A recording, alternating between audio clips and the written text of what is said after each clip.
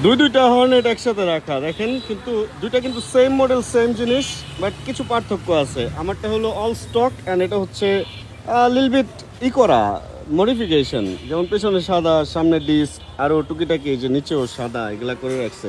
এগুলা তো কথা হবে, কিন্তু একটা ঝামেলা হয়ে গেছে। ঝামেলা কি হচ্ছে জানেন? আমি যে শ্রীমঙ্গল সিরিজ শেষ করে আসছি, আমি ফাইল এক্সপোর্ট দিতে পারতেছি না। মানে ফুটেজ মোটামুটি আগের অনেকগুলা ডিলেট করে ফুটেজ আমি ঢুকাইছি, কিন্তু এক্সপোর্ট দিলে যে আরেকটা নতুন ফুটেজ হবে, ওই ফুটেজগুলো অনেক বড় বড় শ্রীমঙ্গলের ভিডিওতে। অ্যান্ড আমার ঝামেলা হয়ে গেছে, আমার পিসিতে জায়গা কম। আমি তো অ্যাপেলের ওই যে ম্যাকবুক প্রো M1 যেটা, ওইটা ইউজ করি। অ্যান্ড ওটার জায়গা সম্ভবত 256 জিবি কিনা, 256, 512 না। এই কারণে আমার একটা টেরা পোর্টেবল SSD কিনতে হবে, যেটা হলো আমি কিনলে এক্সপোর্ট বা ফুটেজও মোটামুটি রাখতে পারবো। কারণ ফুটেজ ম্যানেজমেন্টটা খুব জরুরি। আমার রেগুলার ভিডিও ডিলিট করে দিতে হয়। অ্যান্ড লং ট্যুর অনেক দিন করি না, ম্যাক কেনার পরে লং ট্যুর করি নাই বলতে গেলে। এই কারণে এই প্রবলেমে এর আগে পড়ি নাই, বাট এবার পড়ছি। এখন আজকে আমার মূলত হচ্ছে পোর্টেবল হার্ড ডিস্ক কিনতে হবে। একটা হার্ড ডিস্ক না, একটা পোর্টেবল SSD কিনতে হবে। আর এটা কেনার জন্য আমার যেতে হবে হচ্ছে IDB-তে। কিন্তু তার আগে হচ্ছে এখানে ভাই ব্রাদাররা আসছে, একটু চা কফি খাবো, তো ওটা খাওয়াটায় তারপরে রওনা হবো। এই যে এখানে ডাবের দোকানের এখানে ওরা আছে, হালকা একটু চা খাবো, দেন IDB যাবো। অ্যান্ড আপনাদেরকে জানাবো না যে আসলে এই জিনিসগুলো কীভাবে কি ম্যানেজ করতে হয় বা কীভাবে চালাইতে হয়। আমি একদম পোর্টেবল SSDর সাথে টোটালি পরিচিত না, এই জন্য ভাবলাম ভিডিওতে শেয়ার করি। অ্যান্ড শ্রীমঙ্গল সিরিজ আসবে, আজকে আমি হার্ড ডিস্কটা কিনলে দেন কালকে হচ্ছে এক্সপোর্ট দিয়ে কালকে থেকে ভিডিও দিতে পারবো। মানে নিজেরই খারাপ লাগতেছে যে আমি একটা ট্যুর করে আসছি, কিন্তু ভিডিও আপনাদেরকে দেখাইতে পারতেছি না। একটা ডাব খাইতে হবে। শুরুতেই দুইটা হর্নেট দেখাইছিলাম, আর এখন হচ্ছে এই হর্নেটটা চালাবো, কারণ এটার মধ্যে যে ব্যাপারগুলো আছে, তো যেহেতু রেগুলার ওইটা চালাই, একটু এইটা চালায় দেখি যে আসলে আমারটারও যদি এই রূপে রূপান্তরিত করা হয় তাহলে ব্যাপারটা কি হবে। এটার সিটও চেঞ্জ করা, গুটি গুটি গুটি গুটি। এই সিটগুলো ভালো, বৃষ্টিতে ভেজে না। অ্যান্ড এটা লেদার টাইপ, আর এটা রাবার টাইপ। চলো নিলয় ভাইয়ের বাইক, নিলয় ভাইকে নিয়েই আজকে চালাবো। ওনারটার চাবির ঘাটও তো, আপনার চাবির ঘাট আমারটার চেয়ে স্মুথ। হ্যাঁ, আমারটা বাইজা যায়। হ্যাঁ ভাইয়া, বাংলাদেশের বাইরে যাই না আমি, প্লেনে উঠতে ভয় লাগে। চলেন ভাই, তাহলে ভাই আসতেছি। এটার হ্যান্ডেলটা অনেক ছোট লাগতেছে, আমারটার হ্যান্ডেল তো এত ছোট না। এই আপনারটার হ্যান্ডেল ম্যান্ডেল এত চাপা লাগতেছে কেন? গুটলি খোলা, ইয়েস। হ্যাঁ, এই যে এখান থেকে এটা ছোট হয়ে গেছে, তারপরে এই গ্রিপের কারণেও কিছুটা মনে হয় ভালো লাগতেছে। তো এই গ্রিপটা এটার সাথে গেছে এবং এটা কমফোর্টেবল লাগতেছে আমারটার চেয়ে। চলেন এবার বাইক চালাই। ওরে, এটার মধ্যে তো আবার ব্রেকের মাস্টার সিলিন্ডারও চেঞ্জ করা। আচ্ছা, যেই কাজে যে এক্সপার্ট সেই কাজে তার পরামর্শ নিয়ে করাই ভালো। আমাদের নিলয় ভাই হচ্ছে পোর্টেবল SSD ইউজার, অ্যান্ড আমরা দুজনই অ্যাপেল ইউজার। যদিও নিলয় ভাইয়েরটা আমারটা হচ্ছে আধুনিক আরও লেটেস্ট মডেল, বাট ব্যাপার না, কাজ হইলেই হয়। অ্যান্ড ভাইয়ের কাছ থেকে জানতে পারলাম যে মোটামুটি ফাস্টই কাজ করা যায়। নিলয় ভাই, এই ফুটেজ যদি আমি SSD-তে রাখি এবং এডিট যদি পিসিতে করি, করা যাইব? ডিরেক্ট একদম নর্মালি করে না? আচ্ছা যাক, তাহলেই চলবে। মোটামুটি ফুটেজ রেখে ওইখানে তারপরে করতে পারবো। কারণ আমি যখন ম্যাকটা কিনি তখন হচ্ছে আমার উইন্ডোজ পিসি ঘরে এডিটের জন্য, ওইটা এখনও আছে উত্তরা বাসায়। অ্যান্ড ওই অবস্থায় আমি ম্যাক কেনার সময় চিন্তা করছি যে আসলে এইটায় যদি আর একটু বেশি হার্ড ডিস্কেরটায় নিতাম তাহলে আর একটু বেশি খরচ হইতো টাকা। তো তখন আমি চিন্তা করছি, ধর ম্যাকে কি আসলে ল্যাপটপে কি এডিট করবো কি না, নাকি অযথা টাকা কেন বেশি খরচ করবো, একটা দিয়ে দেখি, তারপরে ঠিক করবো যে আসলে এটা কি হয়েছে এখানে, কে জানে আন্দোলন হইতেছে নাকি। আমি ভাবছি যে একটা দিয়ে দেখি, দেন হয়তো যদি মনে হয় যে না করতে পারি তাহলে আর একটু আপগ্রেড করব। বাট আসলে একটা জিনিস আমি অলওয়েজ বলি, কিন্তু এই জায়গায় আমিও একটু ভুল করছি, যে কোনো কিছু কিনলে ওটা যাতে সবচেয়ে বেশি পাওয়ারফুল হয়, মানে আগামী 3 থেকে 5 বছর যাতে ওইটা দিয়ে আপনি কাজ করতে পারেন, তাহলে ওই ইনভেস্টটা আপনার জন্য ভালো হবে। প্রথম একবার কিনতে গেলে ধরেন 1.5 লাখ টাকা আমার খরচ হইলো আমারটা যখন কিনি। আমি যদি আর 20 বা 30 হাজার টাকা বাড়াইতাম তাহলে হয়তো আগামী 2-3 বছর আরও এক্সট্রা আমি ব্যবহার করতে পারতাম। কিন্তু এখন যদি আমার ওটা আমি বিক্রি করতে যাই, হয়তো 80,000 টাকা পাবো বা আরও কম। আর যদি আরেকটা কিনতে যাই লেটেস্ট, তাহলে আরও অনেক বেশি টাকা খরচ হবে। তার মানে এখন আমার লসটা বেশি।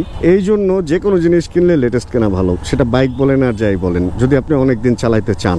এটা আসলে প্রোডাক্ট টু প্রোডাক্ট ভ্যারি করে এই ব্যাপারগুলো। কিছু জিনিস আছে যে হ্যাঁ কম দামে কিনে যদি চলে তাহলে কেন বেশি দাম। আর প্রফেশনাল ব্যাপার সেপারে আসলে আপনার গ্যাজেট যখন পাওয়ারফুল হবে তখন আপনার কাজের মান উন্নত হবে। এই জিনিসগুলো হলো ব্যাপার। কারণ আমার কাজ অনেক ইজি হয়ে গেছে এই M1টা কেনার পর। ম্যাকবুক প্রোটা।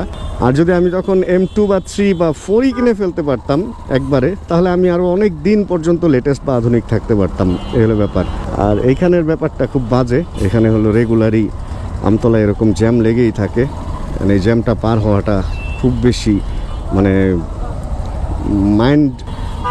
মাইন্ডের যেটা আমাদের ব্রেনের যেই ক্রিয়েটিভ পাওয়ারটা ওটাকে নষ্ট করে দেয়। আমার তো দম নিতেই কষ্ট হইতেছে। ও হেলমেটের গ্লাস নামানো এই জন্য। ট্যুর করে আসছি তো মানে শরীর একটু টায়ার্ড। আর এই অবস্থায় চাইছিলাম যে 2 দিন বসে সব এডিটগুলো শেষ করব, 2 দিন পরে আবার ভিডিও করব। পরে দেখলাম যে পিসিতে জায়গাই নেই, কেমনে কি। তাই ভাবলাম আপনাদেরকে এই দুঃখের খবরটাও জানাই যে একবারে যদি বেশি হার্ড ডিস্ক নিতাম তাহলে সুবিধা হইতো। যাক, ব্যাপার না। এখন যেটা কিনবো এটা পরবর্তীতে আমি যখন পিসিও আপগ্রেড করব তখন আমি কাজে লাগাইতে পারবো। অ্যান্ড এখন আমি ফুটেজ স্টক করতে পারবো, কারণ সামনে তো ড্রোন কিনবো, তো ফুটেজ আরও বাড়বে।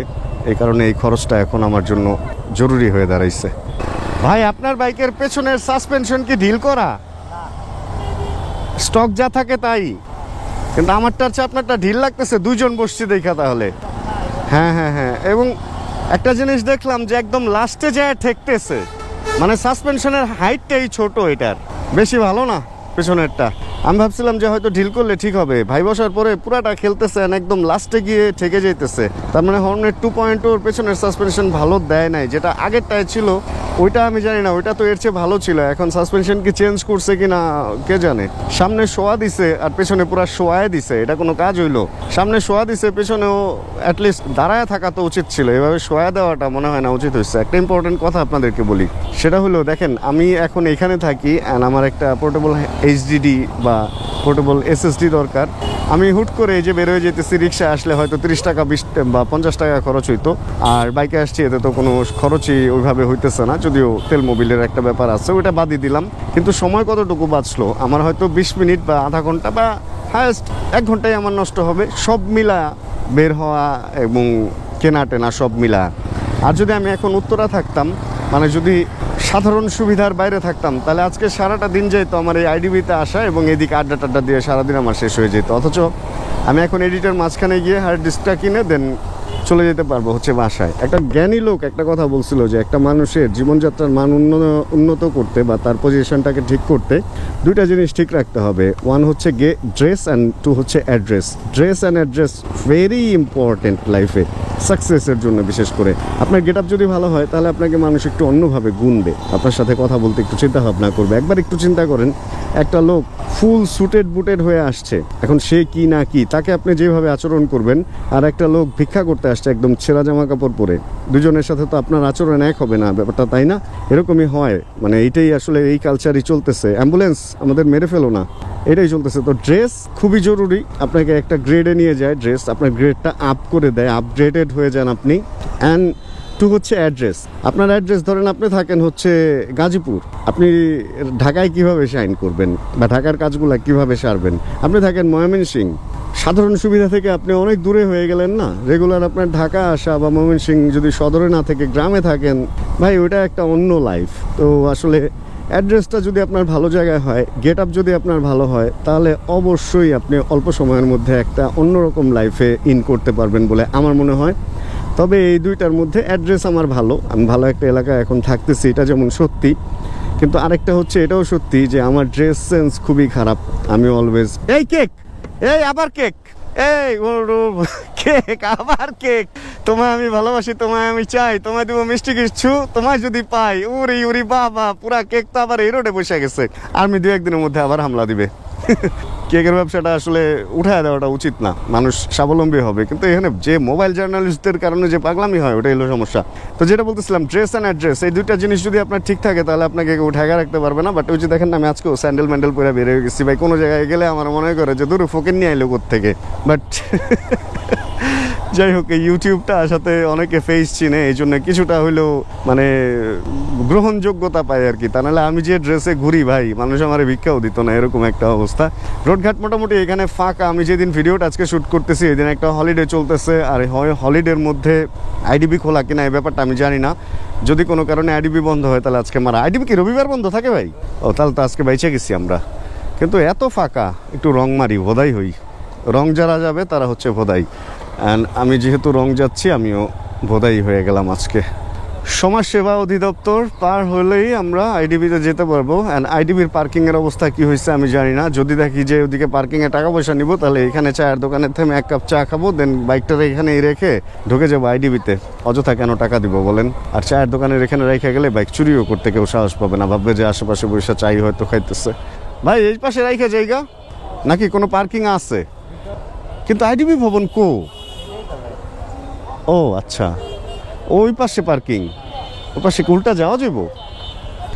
একটা দোকানের সামনে বাইকটা পার্ক করছি, আর আরও 2টা বাইক এখানে আছে কাঠবাদাম গাছের নিচে। মোটামুটি ভালো একটা পার্কিংয়ে পাইছি। ভাই কি দোকান খুলেন না এখনো? বাইরে একটু বইলা যাই, তাহলে হয়তো ঠিক থাকবো। ভাই 5টা মিনিট একটু রাখি, একটা হার্ড ডিস্ক কিনে আনি, একটু থাক তাহলে। লক লাগবো? ঘাড় লক আছে? আচ্ছা ভাইয়া, ধন্যবাদ। আমরা একটা দোকানেই ঢুকছি, মানে এসেই এখানে ঢুকে গেছি। একটা হার্ড ডিস্ক দেখাইছে, হার্ড ডিস্কটা এইটুকুর মধ্যে ছিল, এত ছোট। মানে আগে আমরা যেগুলো ব্যবহার করছি ওগুলো হচ্ছে এই বক্সেই দিত, বাট এই বক্সেরই প্রায় সমান ছিল এরকম। এই যে ফাঁকা জায়গাটা আছে এর চেয়ে বড়, বাট এখন এত ছোট জিনিস হয়েছে একটেরা। অ্যান্ড প্রাইসও একটু কমাই রাখছে। আর সিটিসু একটা কেবল দিয়ে দিচ্ছে যেটা দিয়ে আমরা চালাবো। ভাই মনে হয় চেক করতেছে ওইটারে। অ্যান্ড প্রথমে বলছিল 5 বছর বলে, বাট 3 বছরের গ্যারান্টি বা ওয়ারেন্টিও আছে। 3 বছর তো অনেক সময়। ওই জিনিসটা একটু দেখাবেন ভাইয়া? অবশ্যই দেখাবো। মালটা জিনিস ভাই, আজকে ফেসবুকে একটা স্ট্যাটাস দিছিলাম, বেগুনি কালারের চুল। সব বেগুনি হয়ে গেছে না ভাই আমাদের সাবস্ক্রাইবার, আমাদের হচ্ছে বেগুনি কালারের। আমি হঠাৎ করে লাইটার মনে হয় না ভাই? পুরাই লাইটার, এই সাইজের হার্ড ডিস্ক, চিন্তা করা যায়।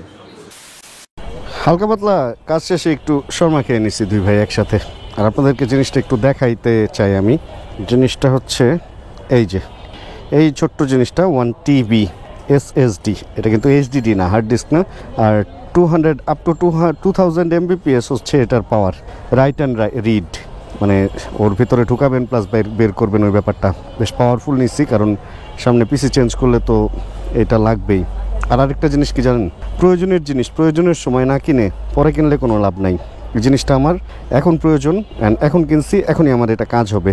কালকে থেকে আপনাদের ভিডিও দিতে পারবো। আর তা না হলে যদি প্রয়োজনের জিনিসটা নিয়ে আমি করতাম, লেন্দি করতাম ব্যাপারটা, আরও দেরি করতাম, তাহলে এই সময়টা তো লস হইতো।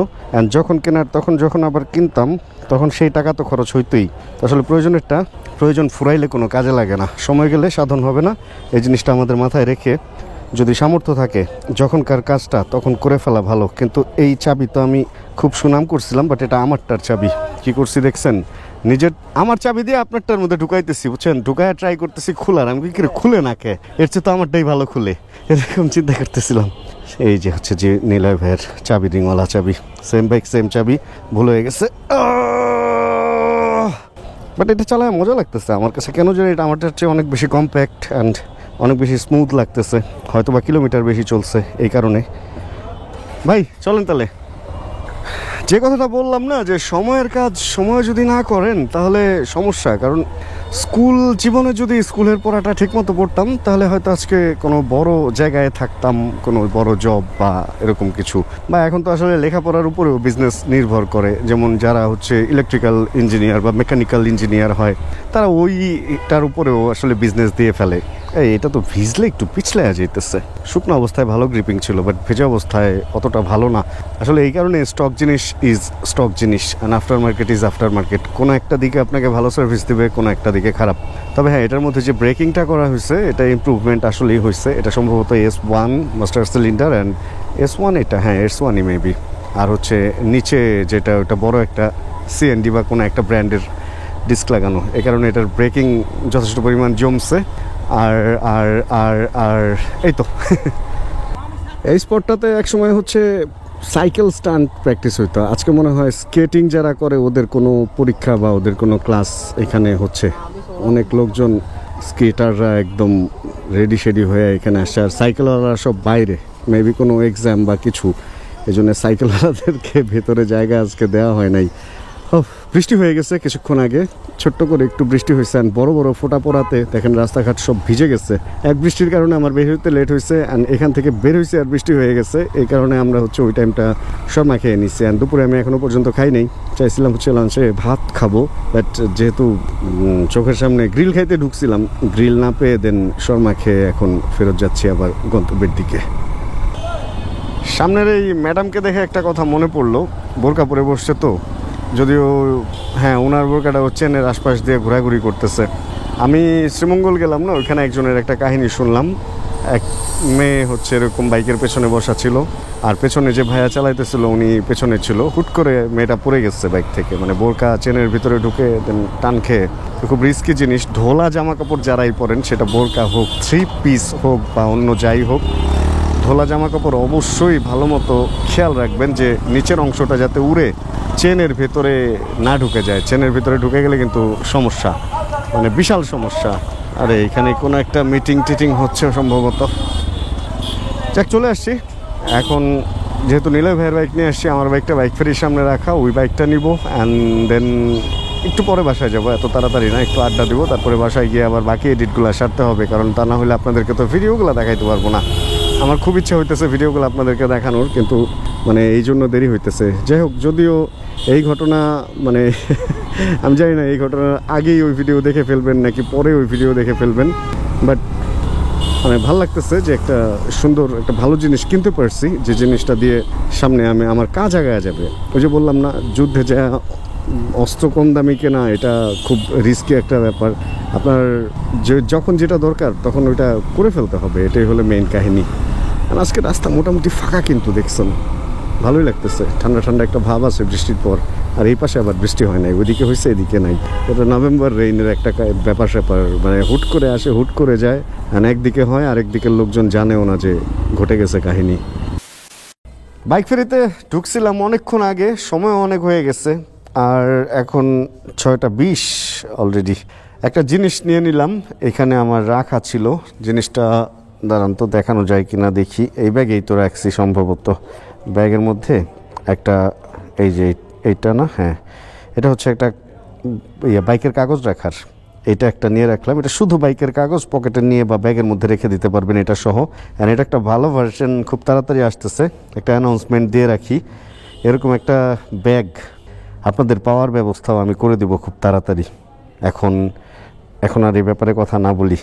আর সেকেন্ড হচ্ছে আজকের এই জিনিসটা, এটা আমার যে কি উপকারে আসবে।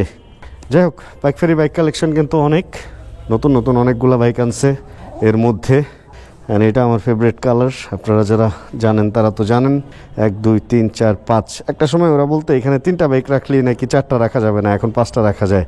আসলে অভিজ্ঞতার ব্যাপার আছে, নতুন শোরুম ছিল তখন, এখন শোরুম পুরানো হচ্ছে আর বাইকের রাখার স্পেসও বের হয়ে আসতেছে। 6:21 বাজে, একটা ছোট্ট কাজ আছে, চলেন আপনাদের নিয়েই সারি। কাজটা আমার বিড়ালের জন্য কাজ। ভাই একটু আসতেছি, ওই ফাইল এক্সপোর্ট দিয়ে আসছি, হ্যাঁ হার্ড ডিস্কটা লাগায়। যাই হোক, যেখানে আমরা ছিলাম, চলেন আমার বিড়ালটার হলো ওই যে ওর ঘাসের একটা ব্যাপার আছে। বিড়াল বা বাঘ এই জাতীয় যে প্রাণীগুলা, ক্যাট এই জাতীয় প্রাণীর হচ্ছে ধরেন লোম এরা চাটে, তো লোম যখন পেটে বেশি ঢুকে যায় তখন ওদের ওই ডাইজেস্টের জন্য ঘাস খাইতে হয়, আর ঘাস না পাইলে তখন ওরা একটু অসুস্থ হয়ে যায় বা একটু প্লেফুল থাকে না। এই কারণে ঘাস তো পাওয়া যাইতেছে না, দুব্বা ঘাস একদমই পাইতেছি না আমি কোথাও। আজকে নেমে বাসার নিচেও খুঁজছি, বাট দুব্বা ঘাস পাই নাই। এখন ওই যে বিড়ালের যেই খাবারের দোকানগুলা, ওরা আবার এগুলা বিক্রি করে, ওদের কাছে দেখা যায় এরকম বারের মতো থাকে, তো ওইটা বারেক মোল্লা মোড়ের ওইদিকে পাওয়া যায়। একটা দোকানে এর আগে খাওয়াইছিলাম, ওই জিনিসটা আনার জন্য এখন একটু বারেক মোল্লা চলেন যাই, ঘুরে আসি একসাথে। যদিও বারেক মোল্লায় যে জ্যাম পড়ে, মাথা নষ্ট জ্যাম পড়ে। এই গাড়ির সাথে ঘুরে গেছি, দে টান মামা। এই আমারটার হ্যান্ডেল এত চওড়া লাগে কেন? নিলয় ভাইটার হ্যান্ডেল এত কম্প্যাক্ট, এত সুন্দর, আমার বাইকটা কেন যেন আমার কাছে ভালো লাগতেছে না। নিলয় ভাইটা বেশি ভালো লাগতেছে আমার কাছে। ওনার হ্যান্ডেলের সিস্টেম আমারও করতে হইব, ওনারটা বেশি জোশ, কীরকম মন খারাপ হয়ে যেতেছে। বাট আমারটার বল রেসার বেশি ঢিল, মানে ওনারটার চেয়ে অনেক বেশি নড়াচড়া করতেছে। ওনারটার একটু শক্ত বা স্টেবিলিটি বেশি মনে হয় আমার কাছে। কেন জানি নিজের বউ নাকি সুন্দর লাগে না মানুষের, পরেরটা নাকি সুন্দর লাগে, ওই অবস্থা হয়েছে মনে হয় আমার। ক্যাট শপ থেকে বেরোলাম অ্যান্ড কী কী কিনলাম আপনাদেরকে একটু দেখাই। আমার বিড়াল যেহেতু ঘাস খায় না, ওই আগের যেগুলো ছিল ওইগুলো 100 টাকা করে ছিল, ওইটা শেষ। অ্যান্ড এটা নিলাম, এখানে 6টা থাকে চিকেন অ্যান্ড ওই ঘাস দিয়ে এটা বানানো হয়েছে। কিরে, ওর ভিতরে ঢুকে গেছিলো। আর একটা চিরুনি নিলাম, যেটা দিয়ে ব্রাশ করলে হচ্ছে উকুন টুকুন নাকি থাকে না, এরকমটা বললো। জানি না এটা দিয়ে আসলে কতটুকু কী হবে। 220 অ্যান্ড 200, মোট 420 টাকা। কী খবর বাবা? 420 টাকার জিনিস কিনে নিয়ে গেছি। বাবারে বাবা, বিড়ালের পিছনে খরচ আছে, হয় না মানে মনে করলেও হবে না। বিড়ালের পিছনে আসলে ভালো খরচই হয় এখন দেখলাম। যাই হোক, সব কিছুর পর আজকে মোটামুটি ভালোই শপিং টপিং করলাম। এখন বাসায় যাওয়ার পালা। ওকে একটু খাওয়া দাওয়া করবো, খাই নাই আজকে, 6:30 বাজে অলরেডি।